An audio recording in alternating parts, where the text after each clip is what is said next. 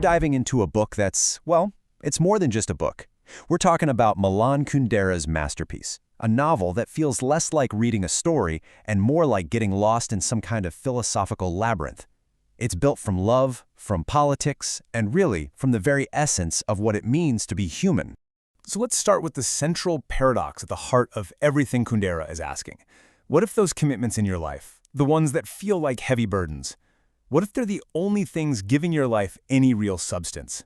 And on the flip side, what if that absolute freedom you chase leaves you so light you become almost unreal, like a ghost drifting through your own story? Just think about it for a second. That familiar path we all walk, our day-to-day lives. Yeah, it gives us structure, it gives us comfort, a sense of safety. But if you don't stop and really examine it, it can lead to this profound hollowness, right? That feeling that you're just walking in circles, that your life is playing out on some loop that you never even chose. And then you have the complete opposite of that, the vertigo of absolute freedom. You know that feeling? The weight of infinite possibilities can be absolutely paralyzing. It makes every single choice you make feel somehow both completely meaningless in the grand scheme of things and at the same time terrifyingly final. Because, we only get this one life. And where does all that leave us? Well, ultimately, we're all just kind of thrown into this existence alone.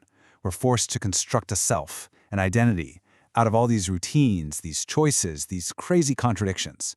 It's a lonely, bewildering task, isn't it? And that is the world Kundera invites us into. That's what we're going to explore. Okay, so to really get this novel, you have to understand the world that created it. I mean, these big philosophical questions, they weren't just abstract ideas for Kundera. No way. They were written in a very specific time and place under the very real shadow of history.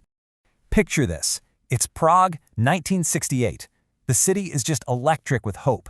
This is the Prague Spring, this brief, beautiful attempt to create socialism with a human face. It was a moment of artistic and political freedom that really felt like a brand new beginning. But then, that hope was just brutally crushed in August when Soviet tanks rolled into the city. And what came after was a grim period of repression that ended up shaping the lives and choices of every single character in this book. Kundera frames the aftermath not as some political failure, but as this profound, deeply human loss. It's like an entire generation of hope just died. It turned the whole city into a place of mourning. And for his characters, the weight of history becomes this deeply personal, almost physical burden that they have to carry every single day. And right at the center of all this was Milan Kundera himself. I mean, he was no detached observer, not at all. This guy was a member of the Communist Party, and he was expelled not once, but twice for his independent thinking. He was a huge voice during the Prague Spring. And of course, when the tanks arrived, his books were banned, and he was eventually forced into exile. He lived these contradictions, belief and betrayal, belonging and banishment. This was his life. So the novel takes all of this historical and personal tension and channels it into 4 completely unforgettable characters. And you have to understand, they aren't just people in a story. No, they're more like living, breathing embodiments of the book's deepest philosophical questions.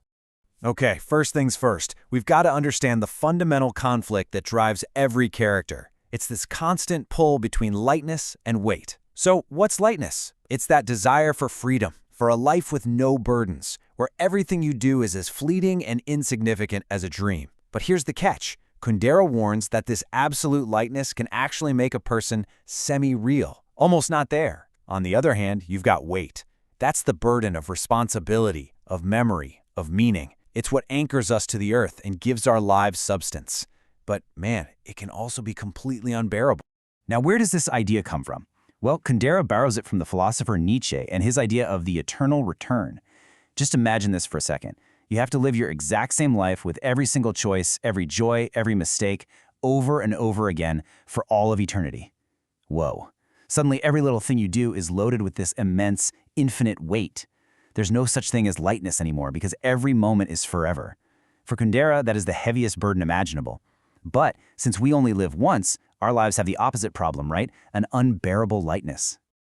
So let's meet our 4 main players. You've got Tomasz, the surgeon. He chases lightness through what Kundera calls his epic womanizing, but he finds himself completely anchored by the unexpected heavy weight of his love for Teresa. Then there's Teresa. She carries the weight of her soul, totally tormented by what she sees as the vulgarity of her own body and the constant pain of Tomasz's cheating. Next up is Sabina, an artist and Tamash's mistress. She chooses the path of ultimate lightness, a life of constant elegant betrayal that leaves her just floating in this beautiful but totally empty void. And finally there's Franz, her lover. He's a dreamer who desperately wants the weight of grand causes, but all he ever finds are illusions. All right, let's see how all these big ideas actually play out in the most intimate spaces of the novel. Because these philosophies, they aren't just theories on a page. They are the very architecture of the characters' relationships, of their hearts. The real emotional core of the book pulses between Tomasz and Teresa. For Tomasz, it's simple, or so he thinks. There's only one love, his deep, lyrical love for Teresa. Sex? That's totally different. It's a compulsion, this need to find that one tiny sliver difference in every woman. But for Teresa, wow, that division is completely impossible. Her love and her body are one and the same. So his infidelities aren't just cheating. They are a constant torture that haunts her dreams and makes her feel like she's just another body in his giant collection. And all of this leads to this deep, really painful split between the body and the soul. There's this incredibly powerful scene where Teresa tries to have a revenge affair. And in that moment, she literally feels her soul detach from her body, just watching her body betray her. It's this horrifying distance between her mind and her physical self that is both terrifying and, in this really dark, complicated way, kind of exciting. It just perfectly captures the novel's deep dive into our own inner contradictions and that shame we can sometimes feel for the very bodies we live in. So you have this incredibly heavy, profound love. But how did it all start? Get this, pure chance. Kundera actually lists out 6 ridiculously improbable coincidences that had to happen just right for Tomasz and Teresa to even meet. We're talking everything from a random case of sciatica to a specific book being read in a hotel lobby. It was just a series of random events that led to a love that felt like destiny.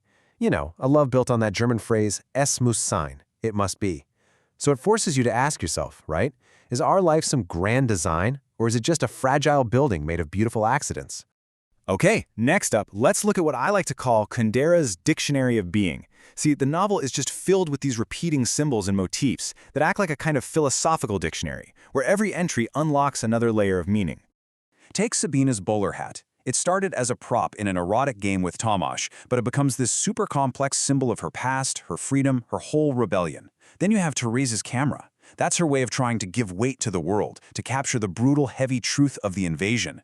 And remember that heavy suitcase she carries when she first shows up at Tomasz's apartment? That's not just a suitcase. It's the literal, symbolic burden of her entire life, and she's just placed it in his hands. All right, here's a huge one, the concept of kitsch. For Kundera, kitsch is the absolute enemy. What is it? It's that smiling mask that hides all of life's messiness, the complexity, the doubt, the ugliness. Think of a big May Day parade where everyone is marching in perfect unison, smiling. That's kitsch. It's the aesthetic of any ideology, really, communist or capitalist, that says, hey, just ignore reality for this beautiful lie. Honestly, the curated perfection of a social media feed, that's probably the most perfect modern example of kitsch. It's the total denial of everything that's unacceptable about being human. And this hatred of kitsch, it wasn't just in his books, it was in his life. After he was forced into exile in France, he absolutely refused the easy label of political dissident. Why? Because to him, that was just another form of kitsch, this grand, noble march against communism. He didn't want his novels to be read as simple political statements. He saw himself as an explorer of the human condition, period. So he started writing in French and actually insisted that he be classified as a French writer, a novelist of being itself, not of politics. So, after going through all of this, lightness and weight, body and soul, chance and destiny, where does Kundera actually leave us? What's the takeaway? In the end, it really all comes down to weight. We're born into a world that doesn't just hand us a meaning, right? So we have to choose our own burdens. We choose to love someone. We choose our commitments. We choose what to believe in. And then we carry them. That struggle, the struggle with the weight that we choose, that's the drama of our lives. And that right there is the final, beautiful paradox of it all. See, life isn't about choosing lightness or weight. It's about finally understanding that you can't have one without the other. That freedom we all crave, it's unbearable without the weight of meaning to anchor us to the ground. And the heavy burdens we carry, they'd be totally impossible to bear without those fleeting, beautiful moments of lightness that keep us going. We have to carry both. So that leaves one final question, but this one's for you. In your own life, in the choices you make and the person you're becoming, where do you feel more at home? Is it in the freedom of lightness or in the meaning that comes from weight? Let me know what you think in the comments.